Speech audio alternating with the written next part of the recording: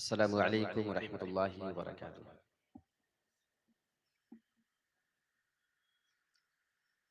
इन्नल हम्दलिल्लाहि नहमदुहु व नस्तईनुहु व नस्तगफिरुह व नऊज़ु बिल्लाहि मिन शुरूरि अनफुसिना व मिन सय्यिआति अअमालिना। मन यहदिहिल्लाहु फला मुदिल्ल लहु व मन युद्लिल्हु फला हादिय लहु। وأشهد أن لا إله إلا الله وحده لا شريك له وأشهد أن محمدا عبده ورسوله. يا أيها الذين آمنوا اتقوا الله حق تقاته ولا تموتن إلا وأنتم مسلمون. يا أيها الناس اتقوا ربكم الذي خلقكم من نفس واحدة وخلق منها زوجها وبث منهما رجالا كثيرا ونساء. واتقوا الله الذي تساءلون به والأرحام إن الله كان عليكم رقيبا. يا أيها الذين آمنوا اتقوا الله وقولوا قولا سديدا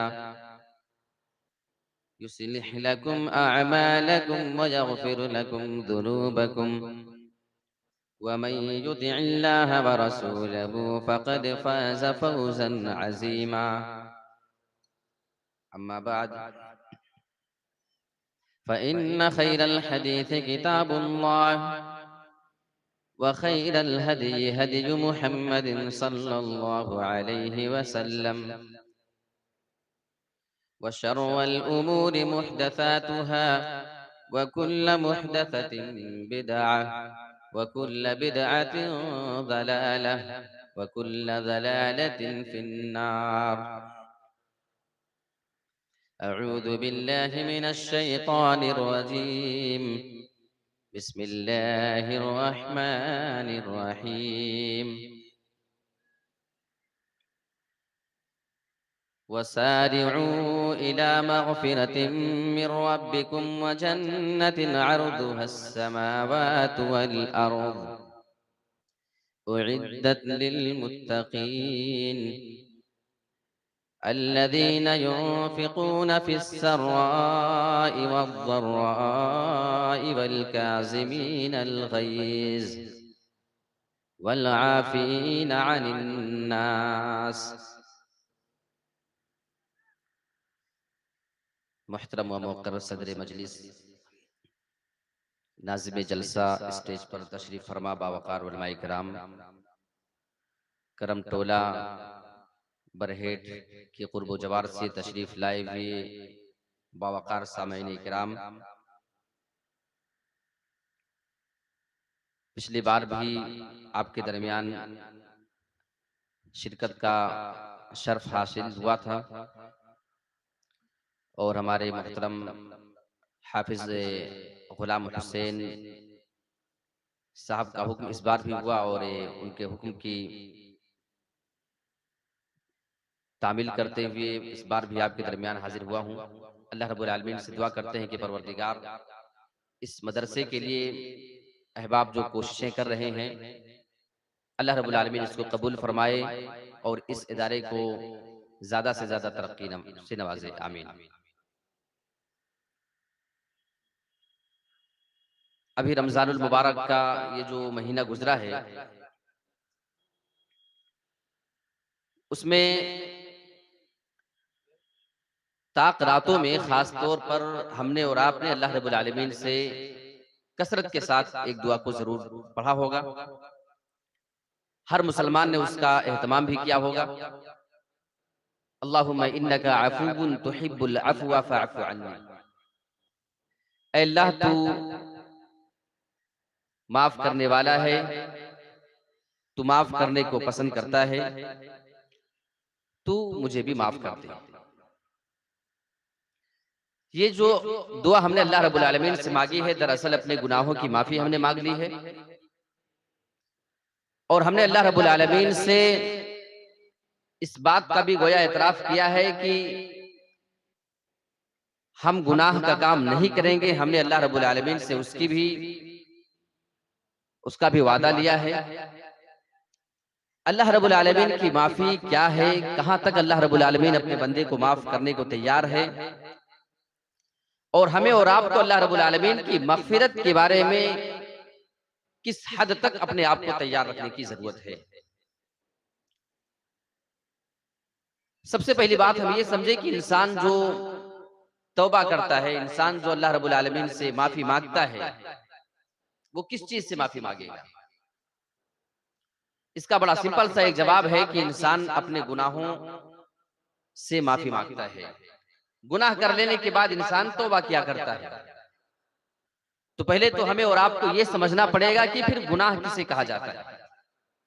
अगर कोई ये ना समझे कि गुनाह है क्या चीज, जो काम आप कर रहे हैं उसमें कौन सा गुनाह है, कौन सा गुनाह नहीं है, अगर इंसान इसी बात को ना समझ पाए तो इंसान तौबा किस चीज से करेगा?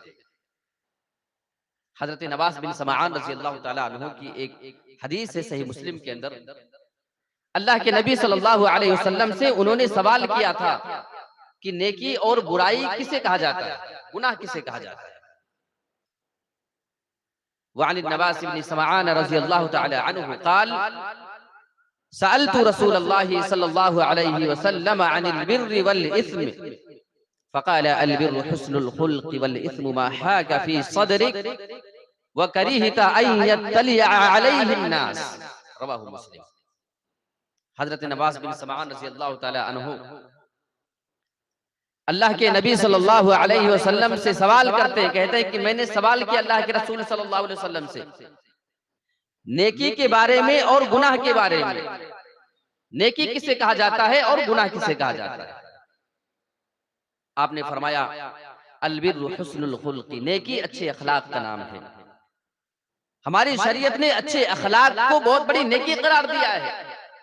आज हम मुसलमानों का अखलाक इतना खराब है कि लोग मुसलमानों का अखलाक देख करके, आज उनका किरदार देख करके लोग उनसे नफरत कर रहे हैं।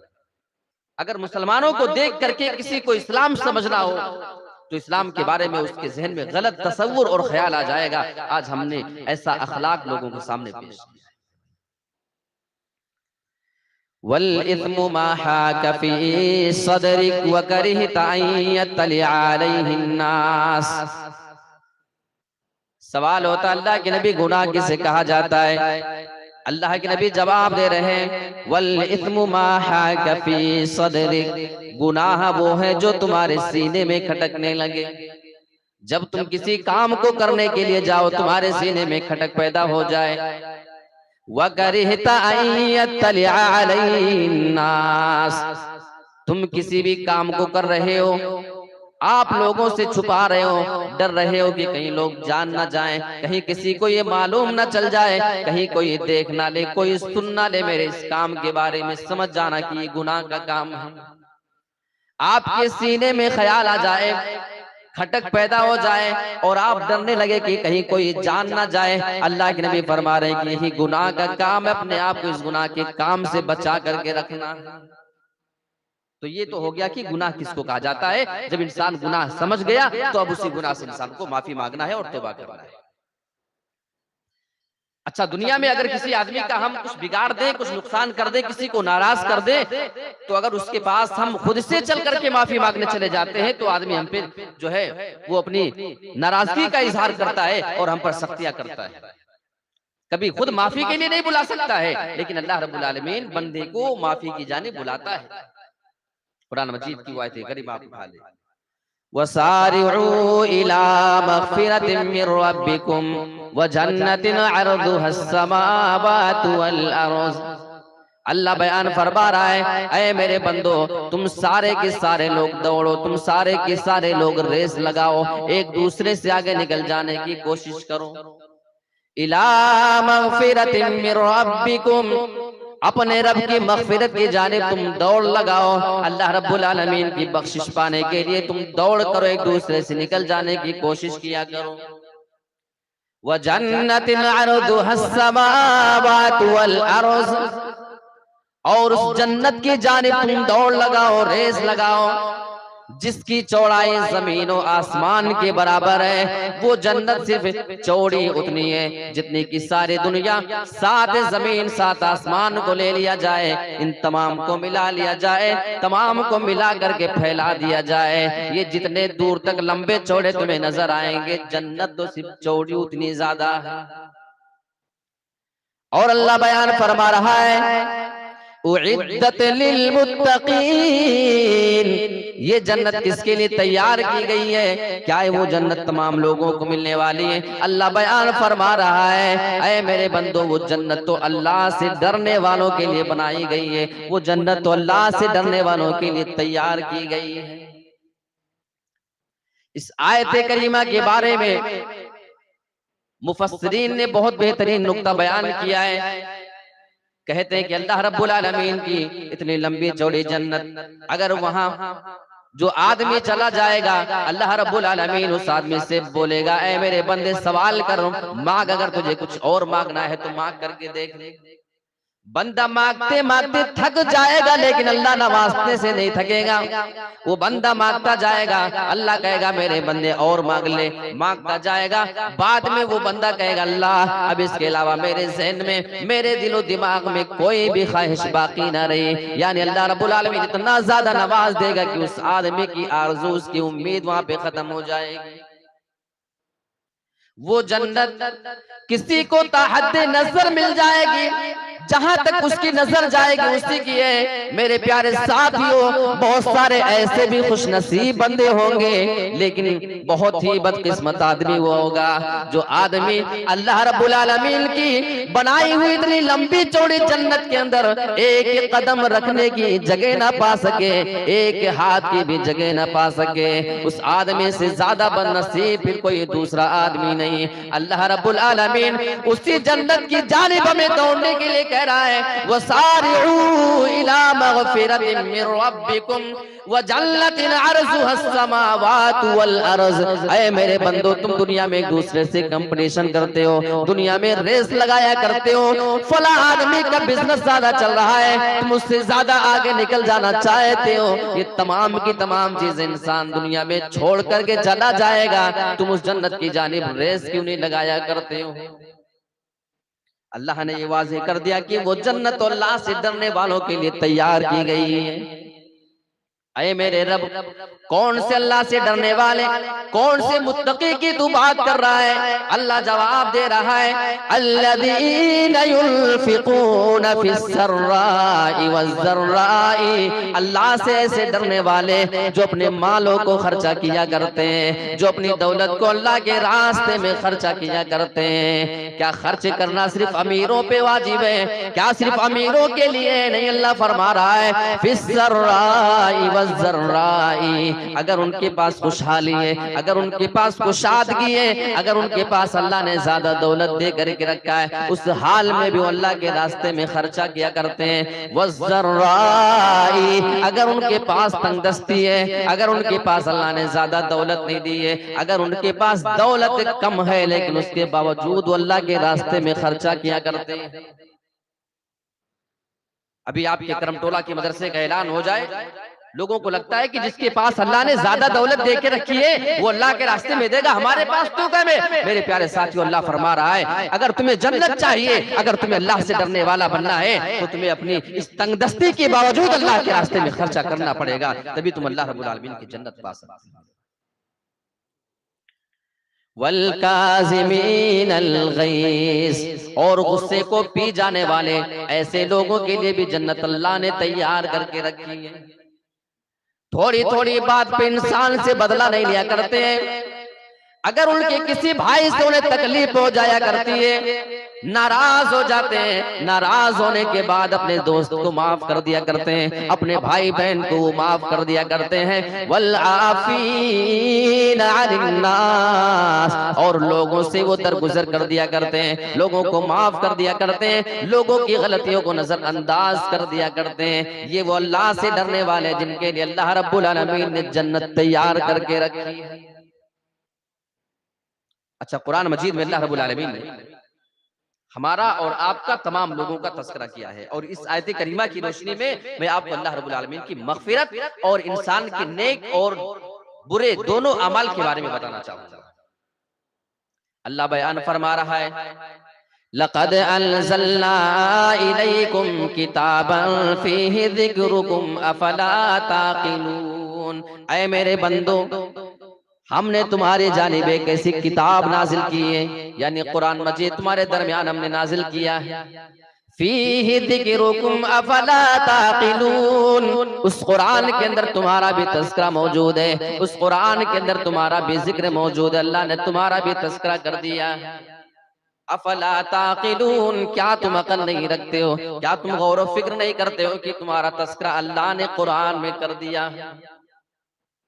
अच्छा, आपने रमजान में पूरा कुरान लगभग पढ़ लिया होगा, कुछ लोगों ने कई कई बार कुरान खत्म किया होंगे। कहीं कुरान में आपका जिक्र मिला है, आपका नाम अब्दुल्ला है, आपका नाम अब्दुल रहमान है, किसी का नाम मोहम्मद असलम अकरम है, तो क्या उसने अपने नाम को, अपने जिक्र को कुरान में कहीं पाया है, कहीं देखा किसी ने? क्या मतलब है इस आयत करीमा का? हजरत आनब बिन कैस रहमतुल्लाह अलैह बहुत मशहूर ताबई है।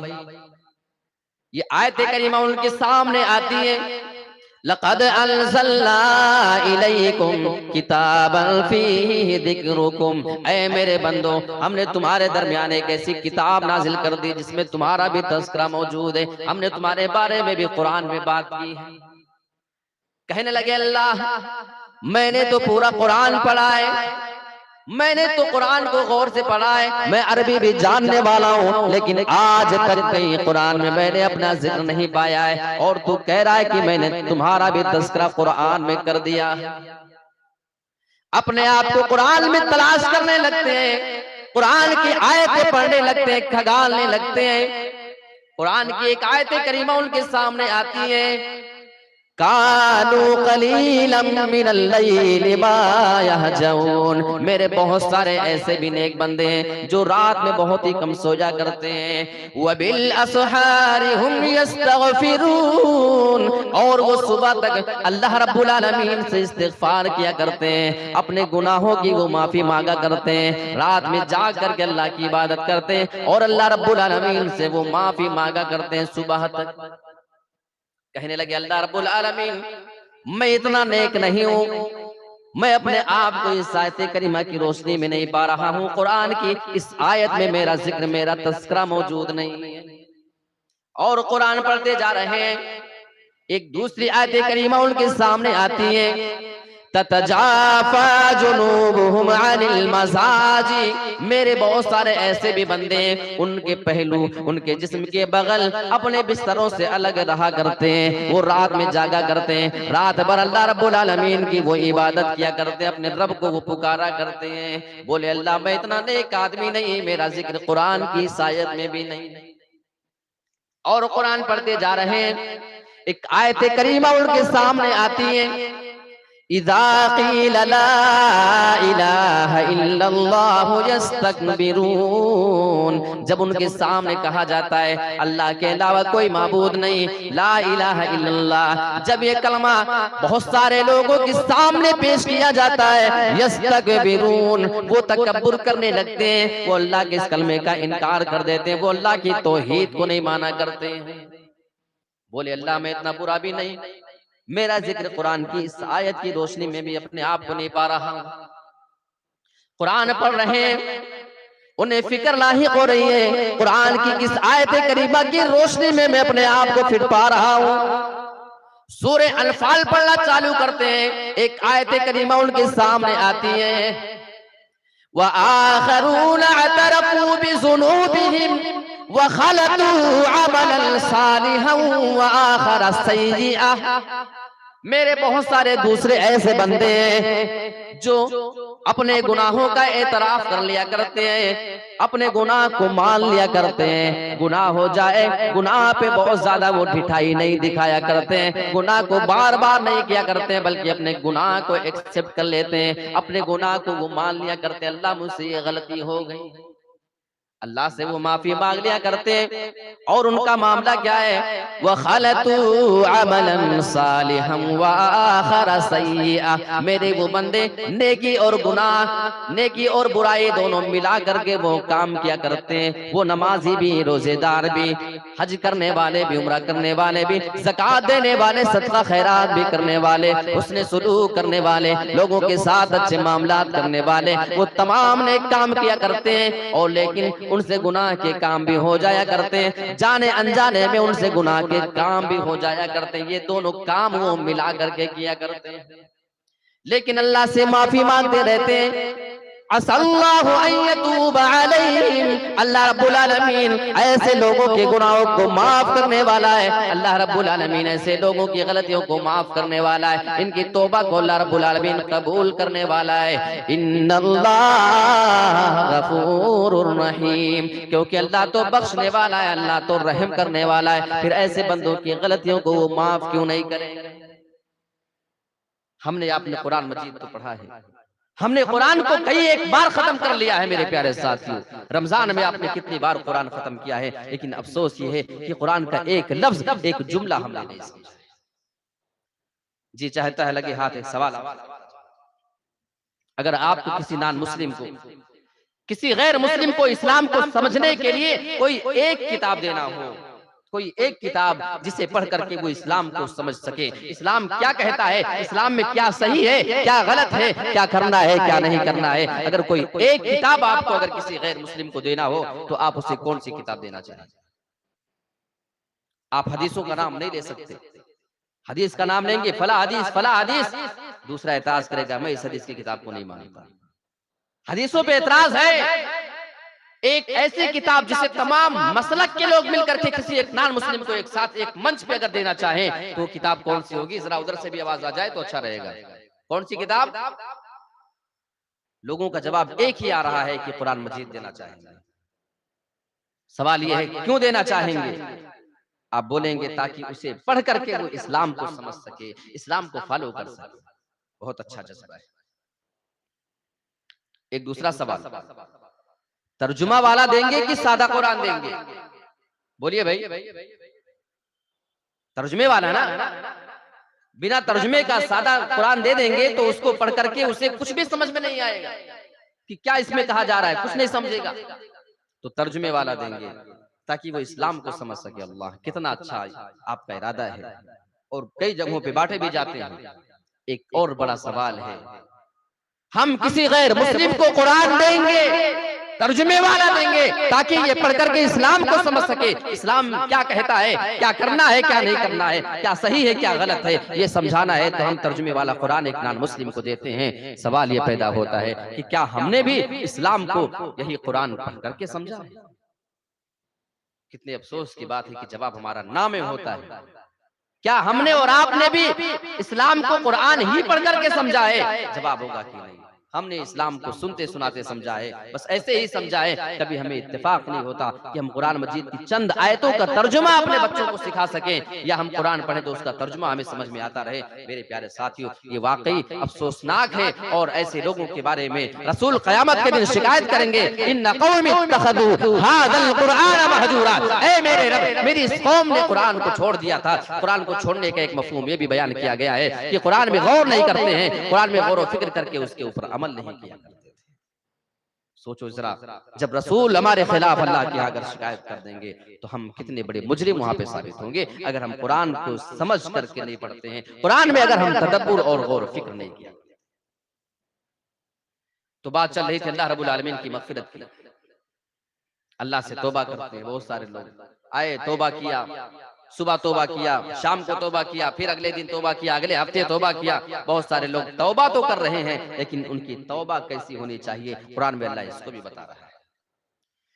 या अय्युहल्लज़ीना आमनू तूबू इलल्लाहि तौबतन नसूहा, ऐ वो लोगों जो ईमान लेकर के आए हो, तुम अल्लाह रब्बुल आलमीन से सच्ची तौबा करो, खालिस तौबा करो। तुम्हारी तौबा में सच्चाई होनी चाहिए, यानी तुम सच्चे दिल से अल्लाह से माफी मांगो, तौबा कर लो।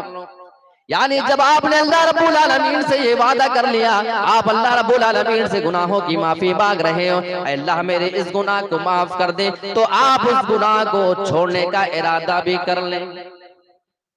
हमारे बहुत सारे ऐसे भी भाई, ऐसे नौजवान हैं, आज जोहर में दुआ मांगी, असर में उन्हें याद नहीं कि किस गुनाह से हमने माफी मांगी थी, किस गुनाह से हमने तौबा किया था।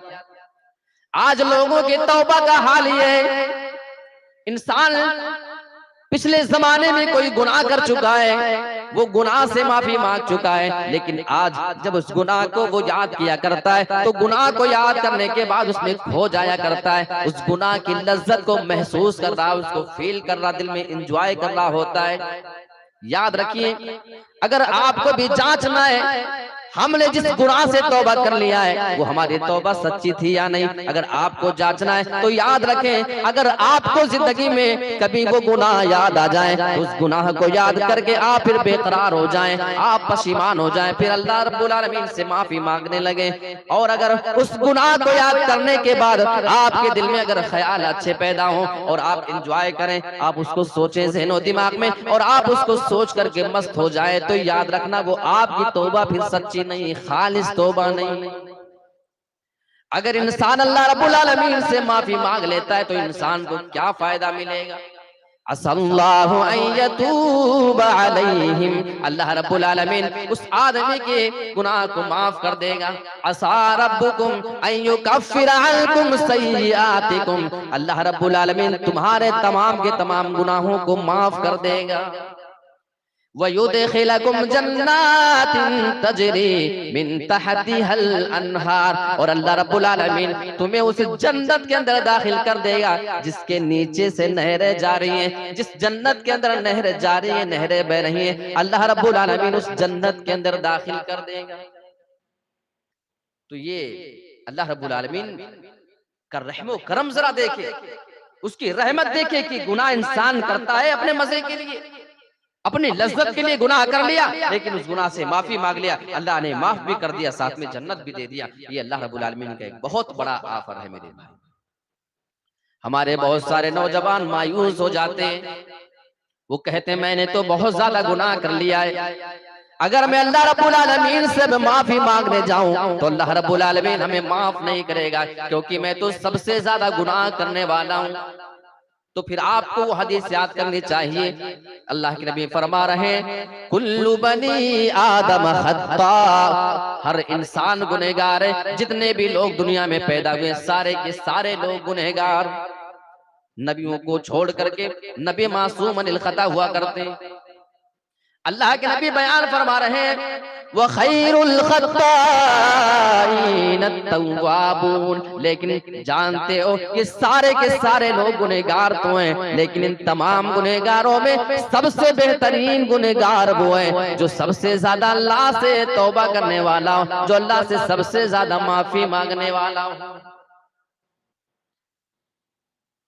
और अल्लाह के नबी जनाब मोहम्मद रसूलुल्लाह की वो हदीस आप उठा करके देखें, सही बुखारी मुस्लिम के अल्फाज हैं, हमारा रब हमें कितना माफ कर सकता है। अगर हम अल्लाह से सच्ची तौबा करने जाएं तो हमारा रब हमें माफ करने के लिए कहां तक हमको माफ कर सकता है। एक आदमी ने 99 अफराद का कत्ल किया था, 99 लोगों का मर्डर करने वाला आदमी पशीमान होता है, फिक्र लाहिक होती है कि अल्लाह से माफी मांग लेना चाहिए। लोगों से किसी आलिम के बारे में सवाल करता है कि बताए, उसके पास जाकर के मसला मालूम कर सकूं, और उसके पास जाता है, एक आलिम की जानिब उसकी रहनुमाई की जाती है, जाकर सवाल करता है कि अगर मैं अल्लाह से माफी मांगूं, तौबा करूं, तो मैंने 99 जो मर्डर किया है, अल्लाह ताला क्या हमारी उस गलती को माफ करेगा या नहीं करेगा? ये जाकर के वो सवाल। उसने कहा कि इतने बड़े गुनहगार 99 अफराद को तुमने कत्ल कर दिया है, अगर तुम अल्लाह से माफी मांगो तो अल्लाह तुम्हारी गलती को माफ नहीं करेगा, अल्लाह तुम्हारी तौबा को कबूल नहीं करेगा। जब उसने ये सुना, अच्छा ऐसी बात है, तो उसने उस आदमी को भी कत्ल कर दिया और उसने 100 की गिनती पूरी की। वैसे भी जहन्नम में जाना है तो तुझे ही मार देता हूं, कोई फर्क नहीं पड़ता मुझे, लेकिन फिर परेशान होता है, दिल में वो एहसास है, लोगों से सवाल करता है किसी और आलिम के बारे में बताएं, वो दीन का जानकार, उसके बारे में रहनुमाई की गई, जाकर के सवाल करता है मैंने 100 कत्ल कर लिया है, मैं चाहता हूं कि अब अल्लाह से माफी मांग लूं। लेकिन सवाल ये है कि अगर मैं अल्लाह से माफी मांगने के लिए जाता हूँ तो क्या अल्लाह मेरी तौबा को कबूल करेगा या नहीं करेगा? ये उसका सवाल था मेरे प्यारे साथियों। उस आलिम दीन ने जवाब दिया, अल्लाह रब्बुल आलमीन की मग़फ़िरत और तुम्हारे तौबा के दरमियान कौन सी चीज हायल हो सकती है? अगर तुम अल्लाह से माफी मांगने जाते हो, तुम तौबा करते हो, तो यकीनन अल्लाह तुम्हारी गलतियों को माफ कर देगा। लेकिन आलिम दीन ने एक बात उसको ये बताई, तुम जिस बस्ती में रहा करते हो, तुम जिस सोसाइटी में रहा करते हो, वो नेक बस्ती नहीं बल्कि वो बुरी बस्ती है। एक काम करो, तुम अपनी बुरी बस्ती को छोड़ करके फला नेक बस्ती में जा करके रहने लगो। वहां अल्लाह के नेक लोग रहा करते हैं, उनके साथ मिलकर के अल्लाह की इबादत करना, अल्लाह से माफी मांगना, तौबा करना, यकीनन अल्लाह तुम्हारे गुनाहों को माफ कर देगा। इससे पता यह चलता है अगर कोई इंसान किसी गलत जगह पे रहा करता है तो उस गलत जगह का असर इंसान की जिंदगी में बहुत पड़ती है, उसका असर इंसान की जिंदगी में बहुत ज्यादा पड़ा करता है। और मिसाल के तौर में आपको एक वाकया बताता हूं। मुंबई के अंदर मुंबरा शहर ये बड़ा मशहूर है, आप जानते होंगे। वहां पे एक मुसलमान फैमिली के लोग रहते थे। उन लोगों ने उस इलाके को छोड़ करके जाकर एक ऐसे इलाके में रहना शुरू कर दिया, वहां पे घर ले लिया जहां पे आम तौर पे जो आबादी थी ज्यादातर वो गैर मुस्लिमों की थी। वहां मुसलमान बस्तियां नहीं थी, मुसलमान आबादी नहीं थी। वहां जाकर के रहने लगे। उसके छोटे छोटे मासूम बच्चे उठना बैठना खेलना कूदना सब गैर मुस्लिम बच्चों के साथ होने लगा। कुछ टाइम के बाद उनकी पूजा का वक्त आया। उनके यहाँ मूर्ति लाने का जो त्योहार होता है, उनके घरों में जब वो मूर्तियां आने लगी, ये मासूम सा बच्चा जब देख रहा था कि मेरे दोस्त के घर में मूर्ति आ गई, मेरे फला दोस्त के घर में भी मूर्ति आ गई, तो जाकर के अपने घर में अपने बाप से सवाल करता है कि अब्बा, सारे दोस्तों की मूर्तियां तो आ गई, हमारी वाली हमारे घर में कब आने वाली? ये सवाल उसके जहन में कहां से आया? माहौल का असर इंसान का। इसलिए अपने बच्चों को अच्छे माहौल में रखें, अपने बच्चों को ऐसे माहौल में रखें जहां पे बुरे लोग न रहें। तो उसने यही मशवरा दिया। उस आदमी की समझ में उसकी बात आ गई आलिम की, अपनी बुरी बस्ती को छोड़ करके नेक बस्ती की जानिब चल दिया। वो अल्लाह रब्बुल आलमीन से माफी मांगने के लिए नेक बस्ती की तरफ जा रहा है। अभी वो आदमी आधे रास्ते में पहुंचा था कि उस आदमी का इंतकाल हो जाता है। अब उस आदमी की रूह को लेकर जाने के लिए रहमत के फरिश्ते हाजिर हो गए और कह रहे थे कि ये आदमी तो जन्नती, ये आदमी तो अल्लाह रब्बुल आलमीन से माफी मांगने जा रहा था। और उसकी रूह को लेकर जाने के लिए अजाब के फरिश्ते भी हाजिर हो गए। अजाब के फरिश्ते कह रहे थे कि आदमी तो 100 लोगों का कत्ल करने वाला है, 100 आदमियों का कातिल, अल्लाह रब्बुल आलमीन से जन्नत नहीं दे सकता, ये आदमी तो जहन्नम का हकदार है। दोनों आपस में बहस कर रहे हैं, दोनों आपस में अपनी अपनी बातें पेश कर रहे हैं। वो कह रहा है कि जन्नती, ये कह रहा है जहन्नमी। अल्लाह रब्बुल आलमीन ने तीसरे फरिश्ते को इंसान की शक्ल में उनके दरमियान भेज दिया, जाकर उनके दरमियान तुम फैसला कर दो। और फैसला ये कर देना कि सुमा बैनल अर्ज़ैन, दोनों जमीनों की दूरी को नाप लो। जितनी मुसाफत है, जितना डिस्टेंस दोनों जमीनों के दरमियान है, वो नेक बस्ती और बुरी बस्ती दोनों के दरमियान की दूरी को नाप लिया जाए।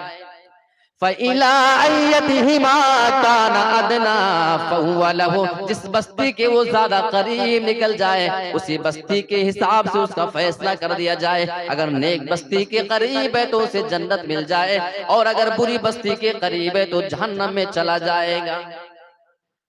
सही मुस्लिम की हदीस में ये भी आया है, अल्लाह रब्बुल आलमीन ने नेक बस्ती को ऑर्डर कर दिया कि थोड़ा सा इस बंदे से करीब आ जा, और बुरी बस्ती को ऑर्डर कर दिया थोड़ा सा इस बंदे से दूर चले जा, ताकि नापा जाए तो नेक बस्ती के करीब निकल जाए और जन्नत में जा सके।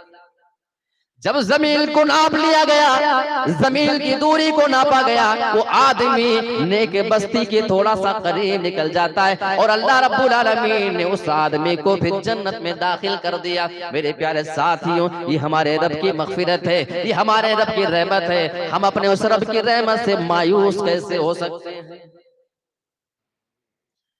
अल्लाह रब्बुल आलमीन अपने बंदों से कितनी ज्यादा मोहब्बत करता है। अल्लाह के नबी ने एक औरत को देख लिया, जंग के मौके पे उस औरत को गिरफ्तार करके लाया गया था। अल्लाह के नबी की नजर पड़ती है, उस औरत का एक मासूम सा दूध पीता बच्चा कहीं पे खो गया है। वो औरत अपने बेटे और बच्चे की मोहब्बत में इतनी ज्यादा पागल है, जिस भी बच्चे को पा लेती उसे उठा करके अपने सीने से लगा करके दूध पिला रही है। अपने बेटे की जुदाई में वो इतनी ज्यादा पागल हो चुकी है, उसे कुछ सुझाई नहीं दे रहा था। अल्लाह के नबी की नजर पड़ जाती है और आप अपने सहाबा को समझाना चाह रहे हैं, अरे मेरे सहाबा, इस औरत की मोहब्बत को जरा देखो, अपने बच्चे की मोहब्बत में कितनी पागल और दीवाना हो चुकी है, कितनी ज्यादा मजनून जुनून की हालत में जा चुकी है। अब मेरा तुमसे सवाल ये है, अगर ये औरत अपने बच्चे को पा जाए, उसके पास ला करके उसका बच्चा दे दिया जाए और ये कहा जाए कि आग में अपने बेटे को डाल दे, तो क्या वो अपने उस बच्चे को आग में अपने हाथ से फेंक सकती है? साहबा जवाब देते, अल्लाह के नबी हरगिज नहीं, किसी भी कीमत में ये औरत अपने उस बच्चे को आग में नहीं फेंक सकती है, क्योंकि ये अपने बच्चे से टूट करके मोहब्बत करती है। ये और बात है, बहुत सारे ऐसी माएं भी हैं, वो डाइन सिफत माएं, जो अपने मासूम से बच्चे को पैदा करने के बाद कूड़ेदान में फेंक दिया करती हैं, कोई हॉस्पिटल में छोड़ करके भाग जाया करती है। मैं उनकी बात नहीं कर रहा हूँ, मैं उस मोहब्बत करने वाली माँ की बात कर रहा हूँ। साहबा ने जवाब दिया, अल्लाह के नबी बिल्कुल नहीं। अल्लाह के नबी का जवाब सुनो, ऐ मेरे सहाबा, तुम इस औरत के दिल में इसके बच्चे के बारे में जितनी मोहब्बत देख रहे हो, अल्लाह रब्बुल आलमीन अपने बंदों से इस औरत के मुकाबले में कहीं ज्यादा मोहब्बत करता है। ये औरत अपने बच्चे से जितनी ज्यादा मोहब्बत करती है, अल्लाह रब्बुल आलमीन अपने बंदों से कहीं ज्यादा मोहब्बत करता है, और वो कहीं ज्यादा अपने बंदों पर रहम करने वाला है। मेरे प्यारे साथियों, जब हमारा रब हमसे इतनी ज्यादा मोहब्बत करता है, तो क्या अगर हम अल्लाह के पास माफी मांगने जाएं तो वो हमारी गलती को माफ करेगा या नहीं? वो सही बुखारी की हदीस उठा ले, एक आदमी बहुत ज्यादा गुनहगार, वो आदमी कभी नेकियां नहीं किया करता था, सबसे ज्यादा गुनाह का काम किया करता था। इंतकाल के टाइम पे अपने बेटों को बुला करके नसीहत कर रहा है और वसीयत कर रहा है, ऐ मेरे बेटों, अगर मेरा इंतकाल हो जाए तो मेरे जिस्म को जला देना और मेरी राख को आधा समंदर में, आधा तुम दरिया के हवाले कर देना और आधा तुम हवा और फिजा में बिखेर देना। क्योंकि अगर अल्लाह रब्बुल आलमीन मुझे दोबारा जिंदा करने पे कादिर हो गया और उसने मुझे दोबारा दुनिया में जिंदा कर दिया, तो मुझे ऐसी सजा देगा कि वैसी सजा उसने किसी को ना दी होगी। उसके मरने के बाद उसके बेटों ने ऐसा ही किया, उसकी लाश को जला दिया और उसके राख को समंदर और हवा के हवाले कर दिया, बिखेर दिया, उड़ा दिया। अल्लाह रब्बुल आलमीन ने उस आदमी को दोबारा जिंदा कर दिया, और दोबारा जिंदा करने के बाद अल्लाह सवाल कर रहा है, लिमा फ़अल्ता हाज़ा, ऐ मेरे बंदे, तूने ये काम क्यों किया? तूने अपने बेटों को, अपने जिस्म को जलाने का ऑर्डर क्यों कर दिया?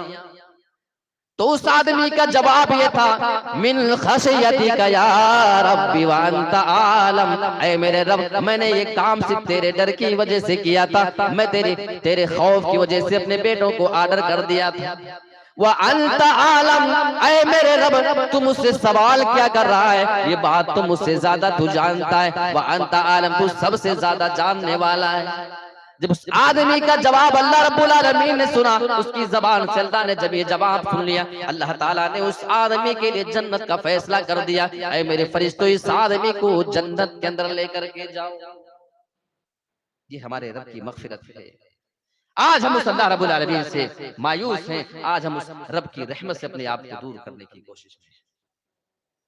लेकिन तौबा और इस्तिग़फ़ार ये उस वक्त होना चाहिए जब तक उसका मौका है। इंसान अगर गरगरे की हालत में पहुंच जाए, जब इंसान की रूह निकलने के करीब होती है, तो गर की जो आवाज उसके हलक से आने लगती है, अगर उस टाइम पे इंसान तौबा करे या कुफ्र की हालत में मर जाए, तो अल्लाह ताला ऐसे लोगों की तौबा को कबूल नहीं करता। तो कुरान में अल्लाह ने खुद इसकी वजाहत की, इन्नमत तौबतु अलल्लाहि लिल्लज़ीना यअमलूना अस्सूअ बिजहालतिन, अल्लाह रब्बुल आलमीन ऐसे बंदों की तौबा को कबूल किया करता है जो जहालत में, नादानी में गुनाह का काम कर लिया करते हैं। सुम्मा यतूबूना मिन करीब, फिर वो जल्दी ही अल्लाह से तौबा कर लिया करते हैं, वो अल्लाह से तौबा करने में देरी नहीं किया करते हैं। अल्लाह फरमाता है कि अल्लाह ऐसे लोगों की गलतियों को माफ भी करता है, ऐसे लोगों की तौबा अल्लाह कबूल कर लेता है। लेकिन ऐसा आदमी जो तौबा उस वक्त ना करे बल्कि जब इंतकाल के टाइम पे पहुंचे तब तौबा करे, अल्लाह ऐसे बंदों के बारे में फरमा रहा है, वलैसतित तौबतु अलल्लाहि लिल्लज़ीना यअमलूना अस्सय्यिआत। अल्लाह रब्बुल आलमीन ऐसे बंदों की तौबा को कबूल नहीं किया करता है। जो बंदे गुनाह पे गुनाह किए जाते हैं, जाने बूझ करके वो गुनाह का काम किए जाते हैं, हत्ता इज़ा हज़रा अहदहुमुल मौत, जब उनके पास मौत आ जाती है, जब वो मौत के फरिश्ते को अपने सामने देख लिया करते हैं, जब इस हालत में होते हैं, क़ाल इन्नी तुबतुल आन, इस वक्त मैं तौबा कर रहा हूँ, इस वक्त मैं अल्लाह से माफी मांग रहा हूँ। अल्लाह फरमा रहा है ऐसे बंदे की तौबा कबूल नहीं होती है। वलल्लज़ीना यमूतूना वहुम कुफ्फार, और ऐसे लोगों की तौबा भी कबूल नहीं होती है जो कुफ्र की हालत में मर जाएं, जिनके सीने में कुफ्र रहे, जिनके सीने में ईमान ना हो, अगर वो कुफ्र की हालत में मर जाएं तो अल्लाह इनकी तौबा को कबूल नहीं किया करता है। तो तौबा इंसान वक्त के रहते कर ले। अब क्या मालूम हम आज की रात अभी यहाँ से जलसा खत्म करने के बाद जाएं, आराम करें और पता चले कि हमारी लाश को लोग उठा रहे हैं, हम ये दुआ पढ़ करके तो सोते हैं कि अल्लाह हम सिर्फ तेरे हवाले है, हमारा जीना मरना तेरे हवाले है। इंसान ये दुआएं रोजाना पढ़ करके सोता है, लेकिन अफसोस ये है कि वो आदमी अपनी मौत से इतना गाफिल है और उसे ये यकीन होता है कि मैं सुबह उठने वाला हूँ। ये इंसान की बेवकूफी की इंतहा नहीं तो फिर हो गया। अगर उस टाइम पे, अगर आज इस हालत में हमारी और आपके भी 1 मिनट के अंदर अगर हमारी मौत हो जाए और हम अपने वो गुनाह जो हमने कर रखे हैं कोई दूसरा नहीं जानता, हमें मालूम है कि हमने क्या किया है, आपको मालूम है कि आपने कौन सा गुनाह करके रखा है, अगर इस हालत में हमारी और आपकी वफात अल्लाह ताला अगर हमें वफात दे देता है तो क्या हम अपने आप को जन्नती पा रहे हैं या हम अपने आप को किसी गड़बड़ी में पा रहे हैं। हमें महसूस होता है कि नहीं, अभी हमें उस गुनाह से तौबा करना है। मेरे प्यारे साथियों, इंसान की मौत का कोई ठिकाना नहीं। आजकल एक्सीडेंट का जमाना है, आए दिन फेसबुक खोलिए पता चला कहीं से ट्रक ने टक्कर मारी, कहीं पे किसी और चीज ने टक्कर मारी और उस आदमी का इंतकाल हो गया। ये अचानक की मौतों का दौर है। किसी को हार्ट आया, बैठे बैठे इंतकाल कर गया, कोई गाड़ी चला रहा था, अटैक आया, अचानक से इंतकाल कर गया। मेरे प्यारे साथियों, इस दौर में हमें अपनी मौत से पहले अल्लाह रब्बुल आलमीन से तौबा करने की जरूरत है। हमारा रब हमें माफ करने के लिए तो अपने दस्त को भी दराज करता है। उठाइए वो सही मुस्लिम की हदीस और कुर्बान जाइए अल्लाह रब्बुल आलमीन की रहमत के ऊपर।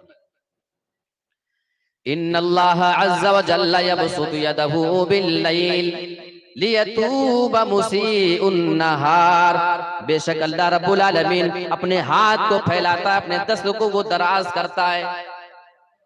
लियतूब मुसीउन नहार, रात में अपने हाथ को अल्लाह रब्बुल आलमीन फैलाता है, अपने दस्त को वो दराज करता है। ऐ मेरे रब, तुझे हाथ फैलाने की क्या जरूरत पेश आई? अल्लाह के नबी वजह बता रहे हैं ताकि अगर किसी बंदे ने दिन के अंदर कोई गुनाह कर लिया है, अगर उसे रात की तारीकी में रब याद आ जाए, रब के अजाब को याद कर ले, वो तारीकी में अल्लाह से माफी मांग ले।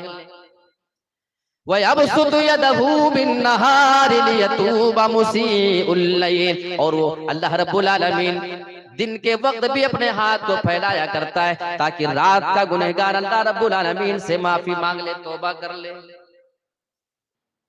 हमारा रब तो हाथ फैला रहा है हमारे लिए, आ मेरे बंदे तू माफी मांग ले। और कब तक ये काम होता रहेगा? अल्लाह के नबी फरमाते हत्ता ततलु अश-शम्सु मिन मग़रिबिहा, जब तक सूरज मगरिब से पश्चिम से ना निकल जाए। मेरे प्यारे साथियों, उस वक्त तक अल्लाह रब्बुल आलमीन अपने बंदे को माफ करने के लिए ये काम करता रहेगा।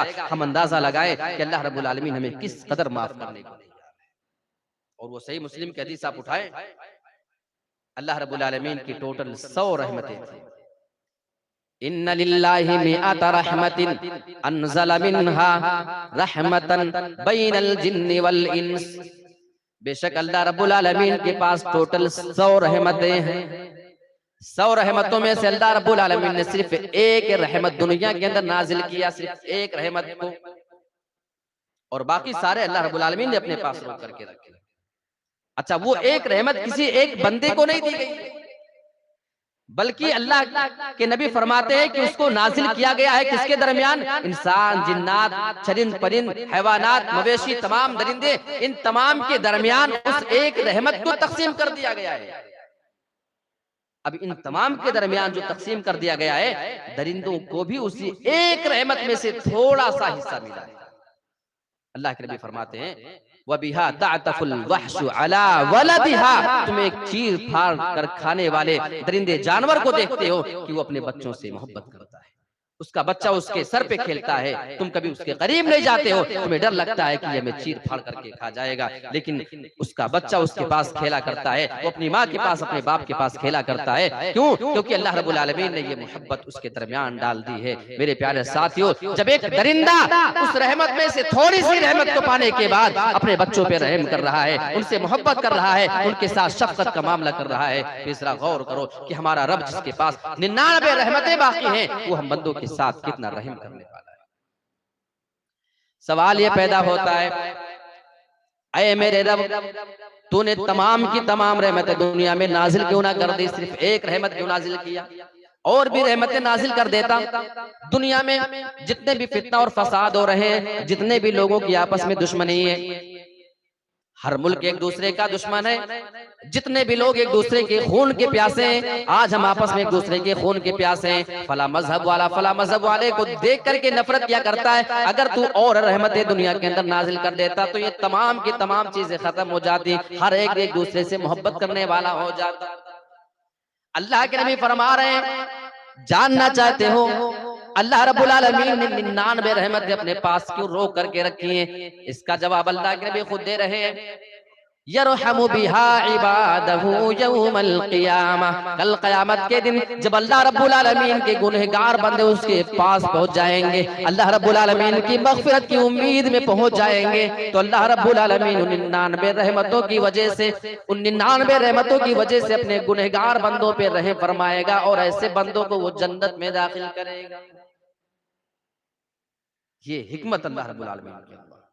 यहाँ तक कि अल्लाह रब्बुल आलमीन ने अपने नबी को भी बहुत ज्यादा रहमत नहीं दे दिया कि आप नबी हैं, हालांकि कुरान में अल्लाह ने फरमाया, वमा अरसलनाका इल्ला रहमतल लिल आलमीन, ऐ मेरे नबी, हमने तुझे दोनों जहान के लिए रहमत बना करके भेजा है।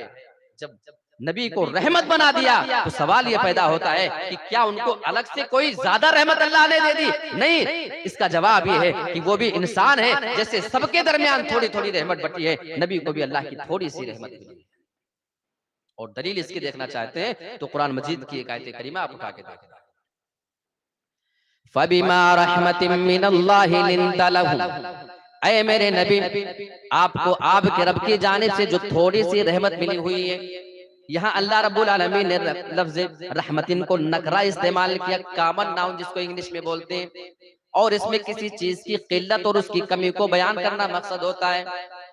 फबिमा रहमतिन मिनल्लाहि लिंता लहुम, ऐ मेरे नबी, आपको आपके रब की जानिब से जो थोड़ी सी रहमत मिली हुई है, लिंता लहुम, आप उसी रहमत की वजह से, आप उसी रहमत को पाने की वजह से, उसको पाने के बाद आप तमाम लोगों पे रहम किया करते हैं। आप अपने सहाबा पे जो इस कदर रहमत से पेश आया करते हैं, ये आपकी अपनी जाती रहमत नहीं, मिनल्लाहि, वो अल्लाह रब्बुल आलमीन की जानिब से आपको मिली हुई है।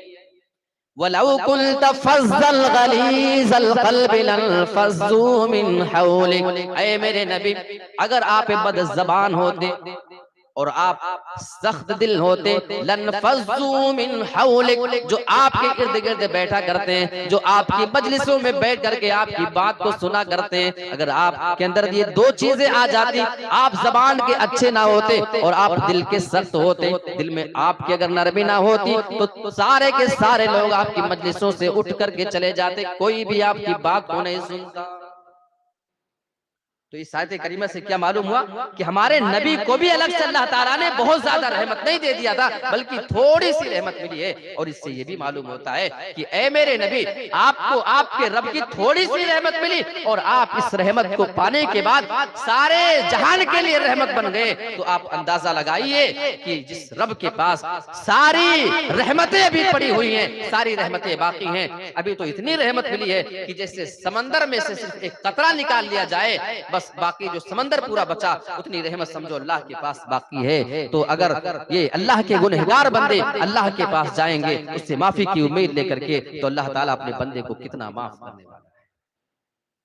आजकल लोग अलग अलग अंदाज में गुनाह कर रहे हैं, ज़िनाकारी का फितना बड़ा आम है, जहां सुने बच्चों के दरमियान, बच्चियों के दरमियान, बड़े कम उम्र बच्चे और बच्चियों के बारे में सुनने में आता है कि वो भी ज़िनाकारी के काम में मुलव्वस। जिंदगी में कई बार गुनाह किए जा रहे हैं, लेकिन कभी उन्हें तौबा करने की मोहलत नहीं, कभी तौबा करने के बारे में सोचा भी नहीं। गुनाह और ये गलतियां तो पिछले जमाने में भी लोगों से हो जाया करती थी, लेकिन उस गुनाह पे अपने आप को बाकी नहीं रख पाते थे। ये बहुत बड़ा फर्क है वो पिछले जमाने के लोगों में और आजकल के जमाने के गुनहगार लोगों में। गामदिया और अल्लाह के नबी के पास आकर के आपके पास गुजारिश कर रही है, तहिरनी या रसूल अल्लाह, अल्लाह के रसूल आप मुझे मेरे गुनाहों से पाक कर दीजिए, मैंने ज़िना कर लिया है। अल्लाह के नबी जनाब मोहम्मद रसूलुल्लाह को मालूम हुआ इस औरत ने ज़िना कर लिया है, उस औरत के ऊपर रज्म की सजा तो वाजिब हो रही है, लेकिन आपको ये भी मालूम हो गया कि ये औरत पेट से है, ये औरत तो प्रेग्नेंट है। अल्लाह के नबी ने उस औरत को उस टाइम पे रजम नहीं किया, जाओ तुम्हें मोहलत दी जाती है, जब तुम्हारे पेट का बच्चा तुम पैदा कर देना उसके बाद आना, मैं तुम्हारे लिए रजम की सजा सुना दूंगा। बहुत सारे लोग ये कहा करते हैं, आज हमारे इस्लाम के ऊपर कितना ज्यादा कीचड़ उछाला जा रहा है, लोगों की जानिब से अलग अलग अंदाज में इस्लाम को बदनाम करने की कोशिश की जा रही है। मेरे प्यारे साथियों, अल्लाह के नबी की नजर में इंसानियत की इतनी ज्यादा अहमियत हुआ करती थी, हराम औलाद को भी आप इस चीज में पसंद नहीं किया करते थे। उस औरत को रज्म कर दिया जाए और उसके पेट में जो बच्चा पल रहा है, जो हराम और ज़िना से पैदा होने वाला वो बच्चा होगा, पैदा होने से पहले उसके पेट में मार दिया जाए और रज्म की सजा दे दी जाए। अल्लाह के नबी इसको भी पसंद नहीं किया करते थे। आपने उस औरत को मोहलत दे दिया, जाओ जब बच्चा पैदा हो जाए उसके बाद। अच्छा, आपने उसके साथ कोई दारोगा, कोई पुलिस नहीं भेजा था कि जाओ जरा निगरानी में रहना, कहीं ये औरत भाग ना जाए और रज्म के डर से कहीं अपनी जिंदगी बचाने की फिक्र में कहीं गायब ना हो जाए, क्योंकि उस औरत को अल्लाह का खौफ था, और जिसे अल्लाह का खौफ हो जाए वो कभी भी अपने गुनाहों को छुपा करके लोगों के सामने जा नहीं सकती। बच्चा पैदा हो गया, अपने मासूम से बच्चे को अपने हाथ में लेकर अल्लाह के नबी के पास आती है। अल्लाह के नबी, आपके कहने के मुताबिक मैंने इंतजार कर लिया, बच्चा पैदा हो चुका है, अब मैं चाहती हूँ कि आप मुझे रज्म की सजा सुना दीजिए, अब मुझे मेरे गुनाहों पे बाकी न रहने दीजिए। अल्लाह के नबी की नजर उस मासूम से बच्चे पे पड़ती है। आपने देखा उस मासूम से बच्चे को, आपको रहम आ गया। आपने फरमाया, मेरी बहन, अभी अगर मैं तुझे कत्ल की सजा दे दूं, तेरे बारे में अगर मैं मौत की सजा दे देता हूं, तुझे रज्म करवा दिया जाए, तो ये मासूम बच्चा जिसकी खुराक तेरे सीने में, तेरी पिस्तान में मौजूद है, फिर इसकी खुराक तेरे साथ मर जाएगी। जाओ तुम इस बच्चे की परवरिश करो, दूध पिलाओ, और जब ये बच्चा दूध छोड़ दे, खाने पीने के काबिल हो जाए, मेरे पास चली आना, मैं तुम्हें रज्म करवा दूंगा। वो औरत चली जाती है और इंतजार करती है। जब बच्चा दूध छोड़ देता है, अपने मासूम से बच्चे को अल्लाह के नबी के पास लेकर के आती है। जरा गौर करो, माँ से पूछो, अपने मासूम बच्चे को किसी के हवाले करके अपने आप को उससे दूर हो जाना, ये कितनी तकलीफ का सबब है। अल्लाह के नबी के पास आती है, अल्लाह के नबी, ये बच्चा तो खाने पीने के काबिल हो चुका है, ये बच्चा मैं आपके पास लाई हूँ, आप इसे अपने हवाले कर लीजिए और मेरे बारे में फिर आप रज्म की सजा सुना दीजिए। अल्लाह के नबी जनाब मोहम्मद रसूलुल्लाह के पास अब उस औरत को छोड़ने का कोई बहाना नहीं बचा। एक साहिब रसूल के हवाले उस बच्चे को कर दिया गया। अल्लाह के नबी ने उस औरत के उसके बारे में फैसला कर दिया, इस औरत को रज्म कर दिया जाए। गड्ढा खोदा गया, उस औरत को गड्ढे में उतार कर साहबा पत्थरों की बौछार कर देते हैं। हजरत खालिद बिन वलीद भी आते हैं, हाथ में एक पत्थर लेते हैं और उस औरत को इतना जोर से पत्थर मारते हैं कि पत्थर उसके सर पे लगा, खून के कुछ छींटे और फव्वारे निकलकर उनके कपड़े में लग गए। हजरत खालिद का गुमान यह था कि ये तो जानिया औरत है, इसने तो ज़िना किया है, नापाक औरत है, और आपकी जबान से उस औरत के बारे में कुछ ऐसे अल्फाज निकल गए जो अल्लाह के नबी को पसंद ना आए। अल्लाह के नबी ने हज़रत खालिद की उस बात को सुन लिया, वो अल्फाज नबी की कान में आ गए। आपने फरमाया महलन या खालिद, ऐ खालिद खबरदार अपनी ज़बान को लगाम दो, तुम इस औरत को बुरा भला नहीं कह सकते हो। इस औरत ने अल्लाह रब्बुल आलमीन से ऐसी तौबा की है कि अगर ऐसी तौबा बहुत सारे लोगों के दरमियान, एक बड़ी जमात के दरमियान भी तकसीम कर दिया जाए तो उन तमाम लोगों के लिए काफी हो सकता है। तो गुनाह उस जमाने में हुए। अल्लाह के नबी ने फरमाया ना, कुल्लु बनी आदम खत्ताउन, हर इंसान गुनहगार है। सहाबा के जमाने में भी ये काम उनसे हो जाया करते थे। बहुत सारे ऐसे वाकयात मिलते हैं, लेकिन उस गुनाह के ऊपर अपने आप को कभी बाकी नहीं रख पाते थे। ये बहुत बड़ा फर्क है उनके और हमारे दरमियान। आज इंसान गुनाह करता है, लेकिन गुनाह करने के बाद अपने दोस्तों को बताया भी करता है, अपने दोस्तों को बताया फिरता है। ऐसे लोग जो गुनाह करने के बाद निडर हो जाएं, एक तो गुनाह करता है, अल्लाह से डरने के बजाय, माफी मांगने के बजाय लोगों के दरमियान वो जो है तारीफ पसंद करता है कि मेरे चक्कर, मेरे ताल्लुकात कई कई लड़कियों से है, फला फला लड़कियां मुझ पे मरा करती हैं। ऐसे नौजवानों को गौर करना चाहिए और अपने अंजाम के बारे में उन्हें सोचना चाहिए। अगर अल्लाह रब्बुल आलमीन से तौबा ना कर सके और तुम्हारी मौत का वक्त अगर करीब आ गया, मौत का वो फरिश्ता सामने देखने के बाद अगर तुम अल्लाह रब्बुल आलमीन से तौबा करते हो तो अल्लाह रब्बुल आलमीन तुम्हारी तौबा को उस वक्त कबूल नहीं करने वाला है। मेरे प्यारे साथियों, ये चंद बातें मैंने आपके सामने रखने की कोशिश की। शेख मोहतरम भी आ चुके हैं। अल्लाह रब्बुल आलमीन से हम ये दुआ करते हैं कि परवरदिगार हम तमाम लोगों को अपने दरबार में हाजिर होकर के अपने तमाम गुनाहों को याद करके रोने और उस पर पछताने की तौफीक अता फरमा। और जो भी गुनाह हमसे जाने अनजाने में दानिस्ता गैर दानिस्ता हो जाए, अल्लाह उससे तौबा करने की तो हमें तौफीक अता फरमा और हमारी तमाम तो तौबा को हमारे कबूल करके हमारे लिए आखिरत में बेहतरीन फैसला कर दे और हमें जन्नत नसीब फरमा, जहन्नम से बचा। आमीन व आखिरु दावाना अनिल हम्दुलिल्लाहि रब्बिल आलमीन। वस्सलामु अलैकुम व रहमतुल्लाहि व बरकातहू।